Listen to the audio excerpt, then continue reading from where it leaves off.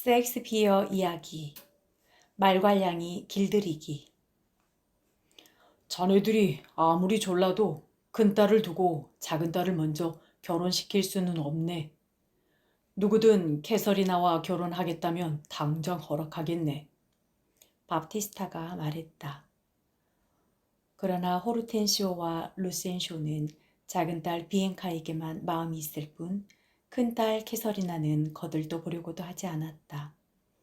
그도 그럴 것이 비엔카는 아름답고 얌전했지만 캐서리나는 소문난 말괄량이었기 때문이다. 아버지! 옆에 있던 캐서리나가 소리를 꽥 질렀다. 이런 멍청이들 앞에서 저를 웃음거리로 만드실 작정이에요? 가뜩이나 청혼자가 없어 속이 상해 있던 캐서리나가 아버지에게 화를 펄컥 냈다. 멍청이라니. 여자가 되어가지고 그런 험한 말을 함부로 하니 누가 당신과 결혼하겠소? 호르텐시오가 빈정거리며 말했다. 누가 당신더러 그런 걱정을 했나요? 당신이 사정해도 당신 같은 사람과 결혼할 마음은 손톱만큼도 없으니 꿈도 꾸지 마요.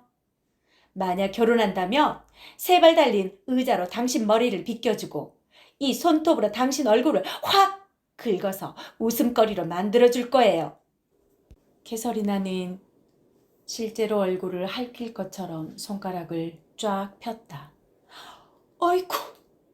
호르텐시오와 루센쇼는 깜짝 놀라 뒤로 물러나다가 엉덩방아를 찧었다. 아이고 얘야, 너는 어쩌자고 갈수록 사나워지기만 하냐. 그러다가 영영 시집도 못 가면 어쩌려고. 밥티스타는 걱정스러운 듯 캐서리나를 보며 얼굴을 찡그렸다. 오늘은 그냥 가게. 참, 캐서리나와 비엔카가 음악과 시를 좋아하니 적당한 가정교사가 있으면 추천해주게. 알겠습니다. 그럼 다음에 또. 호르텐시오와 루센시오는 인사를 하고 나왔다. 집으로 돌아온 호르텐시오는 깊은 생각에 잠겼다. 어떻게 하면 캐서리나에게 신랑감을 구해줄까? 그때 문 밖에서 요란한 소리가 들려왔다. 호르텐시오가 문을 열어보니 베로나에 살고 있는 친구 페투르키오가 문 앞에 하인 구루미오에게 소리를 치고 있었다. 구루미오는 무슨 잘못을 했는지 땅바닥에 엎드려 쩔쩔 매고 있었다. 페투르키오, 자네가 여기 웬일인가? 구루미오, 그만 일어나게 해. 호르텐시오는 구루미오의 손을 잡아 일으켰다. 글쎄 이 녀석에게 자네 집 문을 두드리라고 시켰더니 통 말을 안 듣지 뭔가. 페트루키오는 화가 풀리지 않아 시근덕거렸다. 문을 두드리라고요? 맙소사, 저는 그저 두드리라고만 하시기에 무엇을 두드릴지 몰라 잠자코 있었을 뿐인데쇼. 잠깨, 이렇게 왔으니 어서 들어오게. 그들은 거실로 들어갔다. 그런데 무슨 일로 얘까지 왔는가? 페트루키오는 한숨을 쉬며 말했다. 얼마 전에 아버님께서 많은 유산을 남기고 돌아가셨네. 그래서 이번 기회에 여행도 하면서 신부감도 구할 겸 집을 나섰네. 괄괄한 성격의 페트루키오가 숨김없이 말했다. 순간 호르텐시오는 캐서리나가 떠올랐다. 그렇다면 내가 중매를 서볼까? 한데 그녀는 아무도 거들떠보지 않는 말괄량이라네. 하지만 그녀의 아버지는 굉장한 부자지. 페트루키오는 귀가 솔깃했다. 그거 참 반가운 얘기군. 아내를 얻으려고 일부러 바두아까지 찾아왔는데 가부의 딸이라면 생각해 볼 것도 없네. 그러자 그루미오도 한마디 거들었다. 주인님은요, 상대가 돈만 많다면 난쟁이든 할망구든 가리지 않을 겁니다. 자네가 농담하는 게 아니라면 당장이라도 그 여자를 소개해 주겠네. 재산도 많고 얼굴도 미인이지만 한 가지 흠이라면 누구도 못 말리는 말괄량이라는 것이네. 나는 황금을 준대도 그런 말괄량이는 싫다네. 그건 자네가 돈의 위력을 몰라서 그렇지. 그 여자의 아버지 이름이 뭔가? 아니, 나를 그 집으로 데려다 주게. 당장 찾아가서 단판을 짓겠네. 말이 떨어지기 바쁘게 서두르는 페트루키오에게 호르텐시오가 말했다. 실은 나는 그녀의 동생 비엔카를 사랑한다네. 그런데 큰딸을 시집 보내기 전에는 작은 딸을 결혼시키지 않겠다고 하지 뭔가? 호르텐시오는 그동안의 사정을 자세히 설명했다. 그리고 페트루키오에게 부탁했다. 페트루키오, 한 가지 부탁이 있네. 나를 밥티스타 때 가정교사로 추천해주게. 자네가 나를 도와준다면 나도 자네를 돕겠네. 두 사람이 서로 도와주기로 약속하고 집을 나서려고 할 때 비엔카에게 청혼했던 루센쇼가 찾아왔다. 루센쇼, 잘 왔네. 내 친구 페트루키오네. 캐서리나의 신랑감이지. 그들이 서로 인사를 주고받을 때 피사의 갑부인 트라니오가 찾아왔다. 트라니오 역시 비엔카의 고혼자였다. 호르텐시오와 루센쇼는 경쟁자가 또 한 사람 나타나자 마음이 더욱 조급해졌다. 그들은 페트루키오가 아무쪼록 말괄량이 캐서리나와 결혼하게 되기를 바라면서 비엔카의 고혼자인 자신들도 정정당당히 싸우자고 약속했다.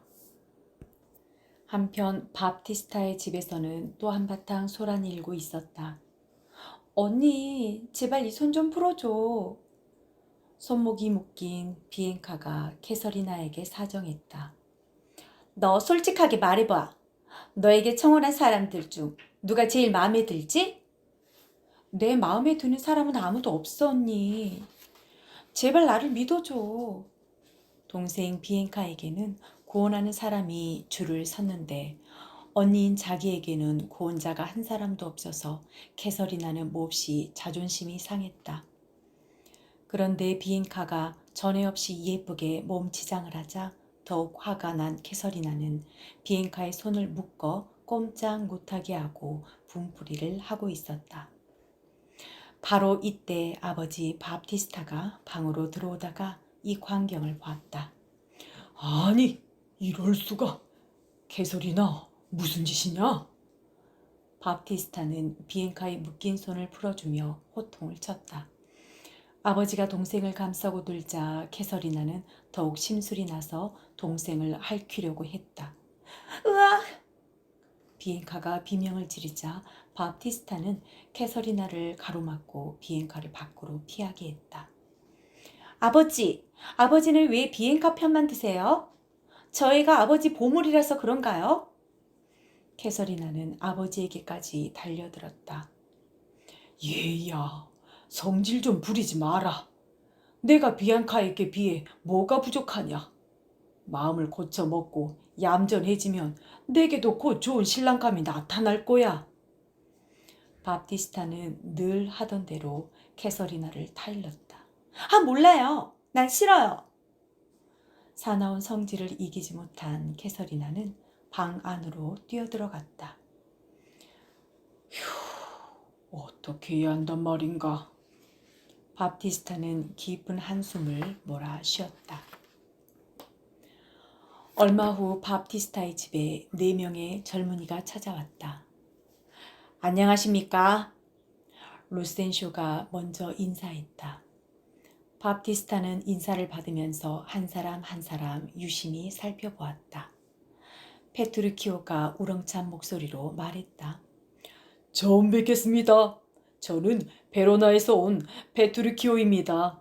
캐서리나에게 청혼하러 왔습니다. 캐서리나에게? 밥티스타는 놀란 눈으로 페트루키오를 쳐다보았다. 그렇습니다. 대개따님은 아름답고 영리하며 상냥하고 품행이 단정하다고 들었습니다. 그 소문이 사실이라면 저와 결혼하게 해주십시오. 그리고 댁에서 가정교사를 구하신다기에 이 사람을 추천하고자 합니다. 만투아 출신의 리키오라고 합니다. 페트루키오는 약속한 대로 가정교사로 변장한 호르텐시오를 소개했다. 당신의 호의는 감사하오. 그런데 내 딸 개설이나를 감당할 수 있겠소? 혹시 제가 마음에 들지 않으신 겁니까? 아니, 그게 아니라. 그때 말할 기회를 엿보고 있던 트라니오가 재빨리 나서며 말했다. 저는 피사에 사는 트라니오라고 합니다.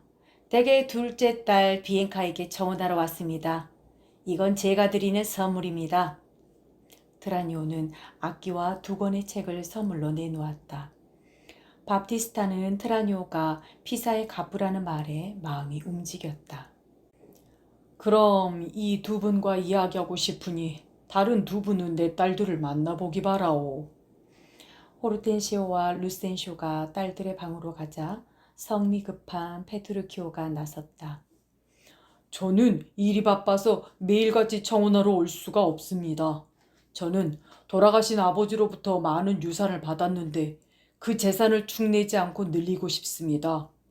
그런데 제가 따님과 결혼하게 되면 지참금은 얼마나 주실 생각입니까? 내가 죽으면 내가 가진 땅의 절반과 2만 크라운의 재산을 줄 생각이오. 페트루키오는 매우 만족해서 말했다. 좋습니다. 만약 따님이 과부가 된다면 제가 가진 전 재산을 따님에게 주겠습니다. 그럼 이 자리에서 자세한 계약서를 쓰기로 하지요. 아니요. 무엇보다 당사자인 내 딸의 의견이 어떤지 알 수가 없으니 당장 확답할 수는 없소. 그건 제게 맡기십시오. 따님이 아무리 거만한들 저를 당해내지는 못할 겁니다. 반드시 제 발밑에 무릎을 꿇게 하겠습니다. 페트루키오는 겁도 없이 큰 소리를 쳤다. 그렇게 자신만만하면 됐소. 그러나 단단히 각오해야 할 거요. 그때 호르텐시오가 머리를 감싸 쥐고 비명을 지르면서 뛰쳐나왔다. 어찌된 일이오? 밥티스타가 물었다. 따님이 기타로 제 머리를 내리쳤습니다. 호르텐시오는 울상이 되어 말했다. 저는 따님에게 기타 치는 법을 가르쳐 주려고 손을 잡았을 뿐인데 갑자기 손을 뿌리치고 화를 내더니 기타로 제 머리를 후려쳤습니다. 따님에게는 기타보다 검술을 가르치는 게 어떻겠습니까? 밥티스타는 캐서리나가 또 일을 저질렀나 보다고 생각했다. 처음부터 너무 낙심하지 마시오. 작은 딸은 큰애와 다르니 작은애에게 가보시오. 밥티스타는 캐서리나를 데리러 2층으로 올라갔다. 페트루키오는 캐서리나가 어떤 여자이기에 모두 쩔쩔매는지 궁금했다. 그때 요란한 발소리와 함께 캐서리나가 나타났다. 페트루키오는 캐서리나에게 다가가 일부러 다정하게 말을 걸었다. 안녕, 케이트. 그러나 캐서리나는 그 말이 마음에 들지 않았다. 흥! 당신은 뭔가 착각하고 있군요. 남들은 나를 말괄량이 캐서리나라고 불러요. 그건 당신을 잘 모르는 사람들이 하는 말이오. 당신을 잘 아는 사람들은 그 고운 마음씨며 아름다움을 입이 닳도록 칭찬하지요. 나는 그 소문을 듣고 당신에게 청혼하려고 왔소. 헛수고는 그만하세요. 나는 첫눈에 당신이 싸구려 의자 같은 인간이라는 걸 알아보았어요. 아가씨, 단단히 화가 나셨군요. 그래요. 내가 얼씨구나 하고 좋아할 줄 알았나요? 두 사람의 말싸움은 끝없이 계속됐다. 쓸데없이 짓거리지 말고 썩 꺼져요. 당신 같은 사람은 구역질이 나요. 마침내 캐서리나가 양갓집 교수답지 않게 쏘아붙였다. 그러자 페트루키오는 다짜고짜 두 팔로 캐서리나를 덥석 껴안았다. 아니, 이게 무슨 짓이야? 캐서리나는 비명을 지르며 힘껏 페트루키오의 얼굴을 때렸다. 어디 또 한번 쳐보시지. 페트루키오는 더욱 힘껏 껴안았다. 캐서리나는 빠져나오려고 발버둥쳤지만 페트루키오의 힘을 당해낼 수는 없었다. 캐서리나는 페트리키오의 팔을 꽉 깨물었다. 그런데도 페트리키오는 한사코 놓아주지 않았다.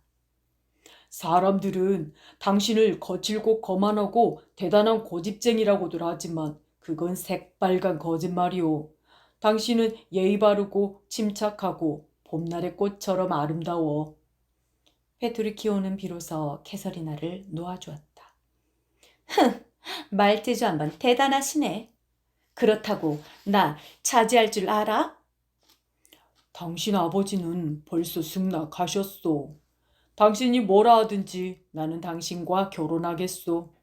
게이트, 앙탈 부리지 말고 순순히 내 말을 따르시오. 그따위 명령은 대개 하인에게 나시지. 그때 밥티스타와 루센쇼, 트라뇨가 들어왔다.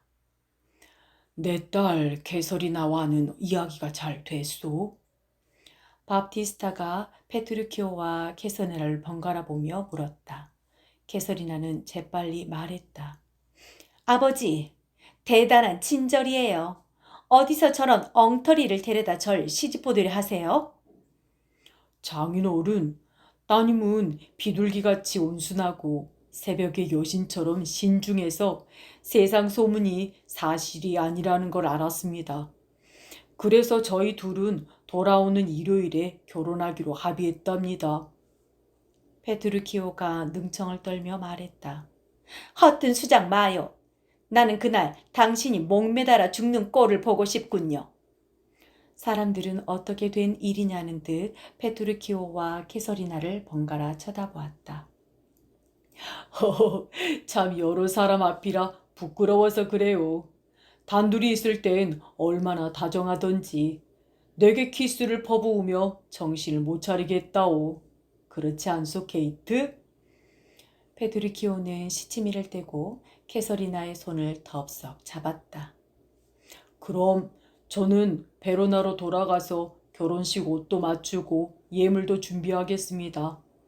장인 어른께선 피로연 준비를 해 주십시오. 손님은 되도록 많이 초대해 주시고요. 캐서리나는 예쁜 신부가 될 겁니다. 캐서리나, 만나자마자 헤어지게 돼서 안 됐소.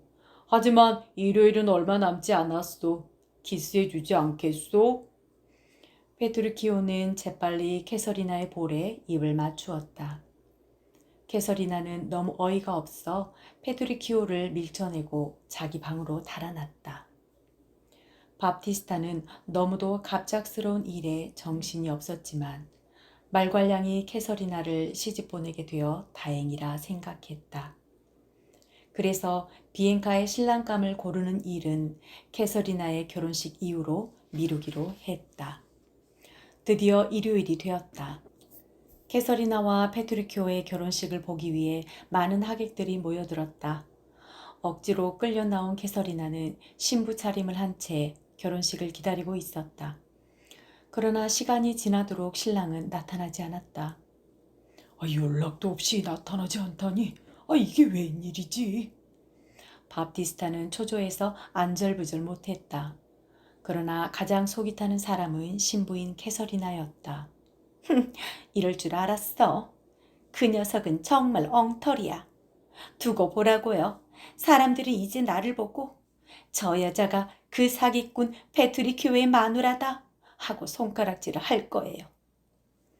캐서리나는 창피하고 억울해서 길길이 날뛰다가 자기 방으로 들어가 버렸다. 참, 이게 무슨 일이란 말인가? 밥티스타가 탄식을 했다. 바로 그때 페트루키오가 하인 그루미오를 데리고 나타났다. 페트루키오의 옷차림은 참으로 볼만했다. 새 모자를 쓰고 낡은 조끼와 헌 바지에 구두가 아닌 장화를 신고 녹슨 칼을 차고 있었다.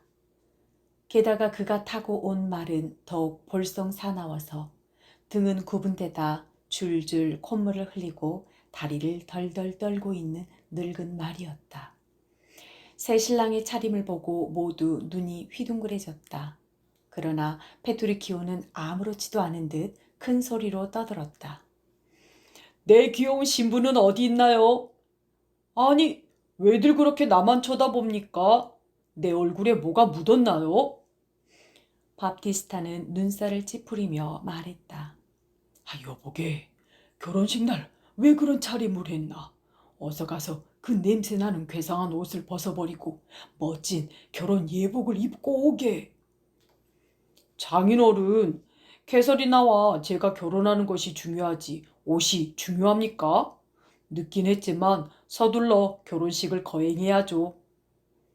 페드루키오는 캐서리나의 방으로 가서 강제로 손목을 잡아 끌고 교회로 갔다. 싫다고 뻗대던 캐서리나였지만 페드루키오의 억센 힘을 당해낼 수는 없었다. 그들이 목사 앞에 섰을 때 목사가 물었다. 페드루키오, 그대는 캐서리나를 아내로 맞이하겠습니까? 예. 페드루키오는 교회가 떠나갈 듯이 큰 소리로 대답했다. 목사는 그 소리에 놀라서 그만 성경을 떨어뜨리고 말았다. 목사가 성경을 주우려고 하자 페드루키오는 다짜고짜 목사를 때렸다. 그러고는 이렇게 소리쳤다. 어느 놈이고 덤비기만 해봐라. 캐서리나는 너무 놀라서 부들부들 떨기만 했다. 식이 끝날 때까지 페트루키오는 발을 구르고 악을 쓰며 소란을 피웠다. 결혼식이 끝나자 모두 밥티스타의 집으로 향했다. 페트루키오는 잠시 동안 손님과 어울리다가 사람들을 둘러보며 말했다. 여러분, 저희의 결혼을 축하해 주셔서 감사합니다. 저는 급한 일이 생겨서 지금 떠나야겠습니다. 그러더니 곧 떠날 준비를 했다. 여보게, 좀 더 있다가 가면 안 되겠나? 난처해진 밥티스타가 말했다. 안 됩니다. 지금 가야 합니다. 캐서리나, 당신도 함께 갑시다. 그러나 말괄량이 캐서리나가 순순히 말을 들을 리 없었다. 가려거든 혼자 가세요. 그게 무슨 말이오? 당신은 내 아내이니 나와 함께 가야 해. 페드루키오는 캐서리나의 손목을 잡아 끌었다. 누구든지 내 앞을 막는 자는 가만두지 않을 테다. 캐서리나가 안 가려고 발버둥치자 페드루키오는 캐서리나를 번쩍 들어 안고 나갔다. 그루미오, 말을 가져오너라. 페트루키오는 늙고 삐쩍 말라서 볼품없는 말에 캐서리나를 태우고 길을 떠났다. 얼마 후 비가 내렸다. 늙은 말은 진흙탕에 빠져 허우적거리다가 쓰러지고 말았다. 말과 함께 진창에 빠진 캐서리나 역시 흙투성이가 되고 말았다. 이 못된 하이놈아, 말도 제대로 못 끊으냐? 너는 빨리 집으로 가서 새 신부를 맞이할 준비를 하거라. 알았느냐? 예, 나리. 그루미오는 겁이 나서 벌벌 떨며 재빨리 집을 향해 뛰어갔다. 캐서리나는 페트루키오를 따라서 베로나까지 먼 길을 걸어가야만 했다. 평생 처음 겪는 고생이었지만 화를 낼 수조차 없었다. 이윽고 집에 도착했다. 캐서리나는 쓰러질 정도로 녹초가 됐지만 이를 악물고 버텼다. 집에 도착한 페트루키오는 또다시 버럭 고함을 질렀다. 야, 이놈들아! 주인이 오셨는데 어떻게 한 놈도 내다보지 않는단 말이냐? 그 소리에 하인들이 우르르 뛰쳐나왔다. 구름이요, 내 이놈! 왜 마중 나오지 않았느냐? 빨리 저녁상을 차리지 못하겠느냐? 하인들은 저녁 식사를 차리기 위해 재빨리 흩어졌다. 케이트, 이곳은 우리 집이니 마음 편히 지내시오. 페드루키오는 그제야 다정스럽게 말했다. 그러나 하인들이 나타나자 또다시 미친 듯 고함을 지르고 물건을 집어던지며 난동을 피웠다. 이놈들아, 구두를 벗겨라! 그러고는 장화를 벗기려는 하인을 발로 차서 쓰러뜨렸고 손 씻을 물을 들고 있는 하인을 캐서리나 쪽으로 밀어 물을 쏟게 하고는 심술을 부리며 하인을 때렸다. 식사가 들어오자 페트루키오는 더욱 난리를 피웠다. 고기를 왜 이렇게 태웠지? 수프는 이게 뭐야? 페트루키오는 음식을 집어던지고 하인의 머리 위에 수프를 쏟아 부었다. 잔뜩 배가 고팠던 캐서리나가 침을 삼키며 먹으려고 했지만 페트루키오는 온갖 트집을 잡으며 음식을 모두 물리쳤다.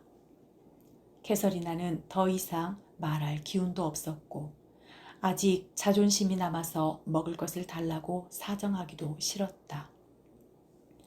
그러나 사실 이 모든 일은 캐서리나를 길들이기로 작정한 페트루키오의 치밀한 계획이었다. 밤이 깊어 전날 밤을 보내게 된 캐서리나는 몹시 지친 몸이었지만 밤새 한잠도 잘 수 없었다. 페트루키오가 잠시도 가만히 있지 않았기 때문이다. 아니, 베개가 왜 이래? 담요에서 냄새가 나잖아. 페트루키오는 베개며 담요를 마구 집어 던졌다. 하루 종일 지친 데다가 저녁도 거르고 잠도 못 잔 캐서리나는 아침이 되자 거의 정신을 잃을 것 같았다. 부잣집에서 태어나 무엇이든 하고 싶은 대로 해왔던 캐서리나로서는 정말 참기 힘든 일이었다. 그러나 남편인 페트루키오가 너무 무섭게 난리를 치는 바람에 말 한마디 제대로 할 수 없었다. 한편 비엔카의 가정교사 일을 하던 호르텐시오는 여러 날이 지나도록 비엔카의 마음을 사로잡지 못하고 있었다. 게다가 호르텐시오는 함께 가정교사 일을 하는 루센쇼가 비엔카와 보통 사이가 아니라는 것을 눈치채게 되었다. 그래서 비엔카를 괘씸하게 생각한 호르텐시오는 마침내 그녀를 단념하기로 마음먹고 이 사실을 또 다른 경쟁자였던 트라니오에게 말했다. 트라니오 역시 비엔카의 마음을 사지 못했으므로 비엔카를 포기하겠다고 말했다. 호르텐시오는 사흘 안에 부자 미망인과 결혼하겠다고 알렸다. 루센쇼는 경쟁자들이 모두 떨어져 나가자 비엔카와의 결혼을 서두르기로 결심했다. 그는 벌써부터 비엔카와 사랑하는 사이였으므로 그녀의 아버지를 설득하는 일만 남은 셈이었다. 그러나 밥티스타는 루센쇼를 믿지 못해서 그의 부친을 만나본 후 결정하겠다는 조건을 내걸었다. 이 무렵 페트루키오의 집에 온 이후 먹지도 자지도 못한 캐서리나는 거의 죽을 지경이었다. 그러나 페트루키오는 그 모든 일이 다 캐서리나를 사랑하기 때문이라고 했다. 기막힌 일이 아닐 수 없었다. 캐서리나는 너무 배가 고파서 하인들에게 사정도 했지만 하인들은 주인이 무서워 음식을 가져다 줄 수가 없었다. 아, 이러다가 이 지옥 같은 데서 죽고 말겠구나. 그처럼 자존심 강하고 거만한 말괄량이 캐서리나는 마침내 울며 탄식을 했다. 그때 페트루키오가 고기 접시를 가지고 들어왔다. 아니 케이트, 왜 그리 기운이 없어? 캐서리나는 아무런 대꾸도 하지 않았다. 케이트, 내가 아주 맛있는 고기 요리를 만들어 왔으니 좀 먹어봐요. 캐서리나는 정신이 번쩍 들어 고기 접시에 달려들었다. 그러나 페트루키오는 얼른 접시를 빼앗았다. 페트루키오, 제발 먹게 해주세요. 캐서리나, 아무리 하찮은 음식이라도 고맙다는 말 한마디쯤은 해야 예의가 아니오? 고마워요. 정말 고마워요. 캐서리나는 마지못해 기어드는 목소리로 말했다.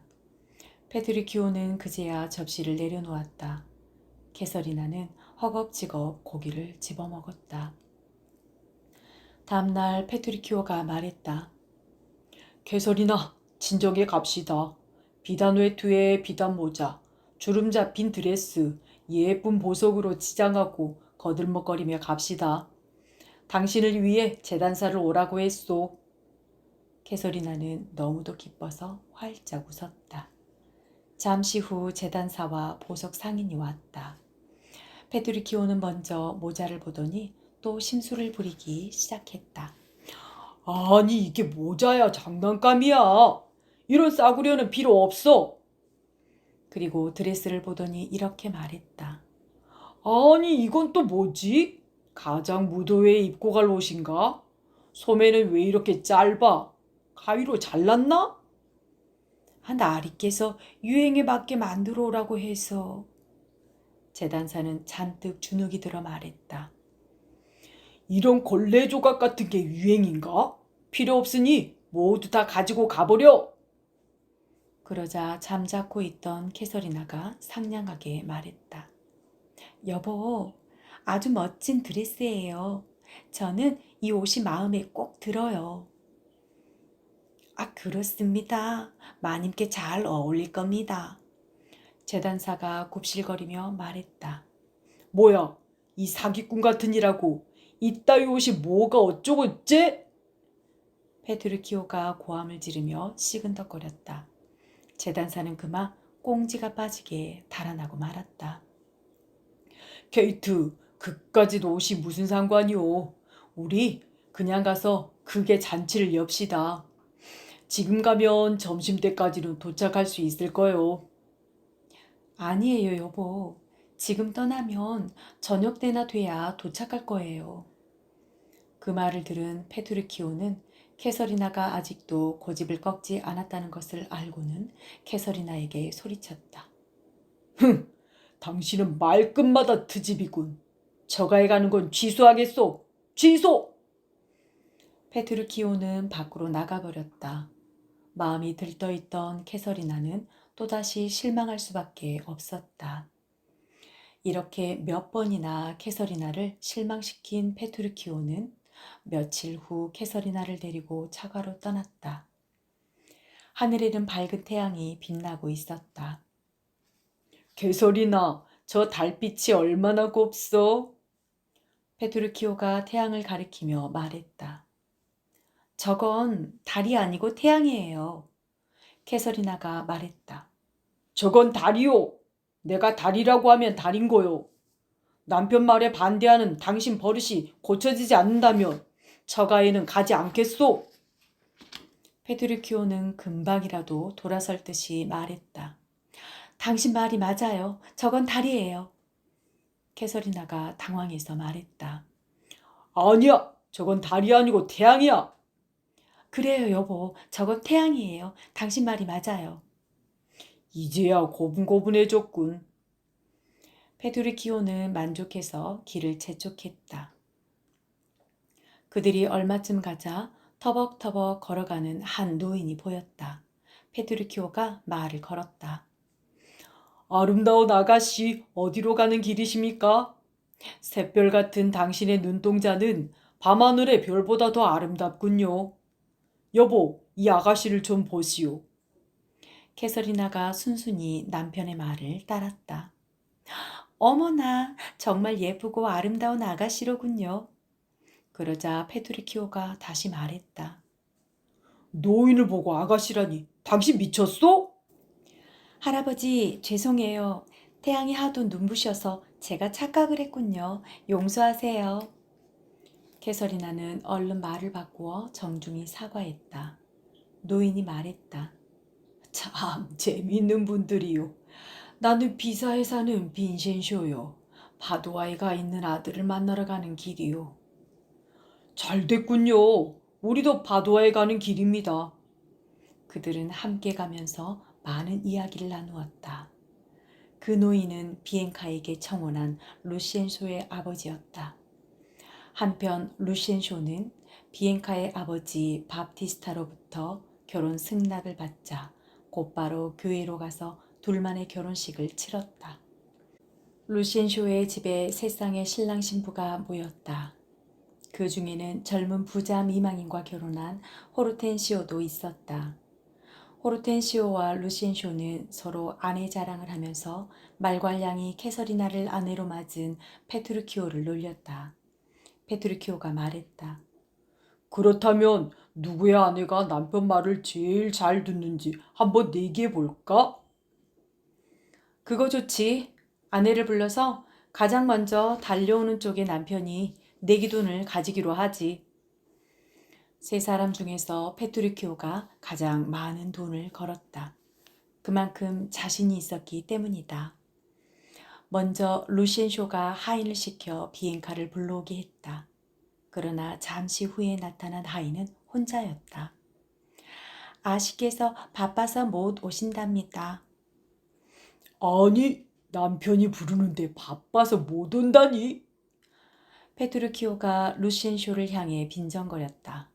다음은 호르텐시오 차례였다. 아씨께 곧 좀 와주십사하고 정중히 말씀드려라. 그러자 페트루키오가 웃음을 터뜨렸다. 하하하, 정중한 말씀이라면야 틀림없이 오시겠지. 호르텐시오는 불쾌한 표정으로 말했다. 자네 부인은 아무리 정중해도 오지 않을걸? 안에 들어갔던 하인은 이번에도 혼자 나왔다. 이번에는 페트루키오의 차례였다.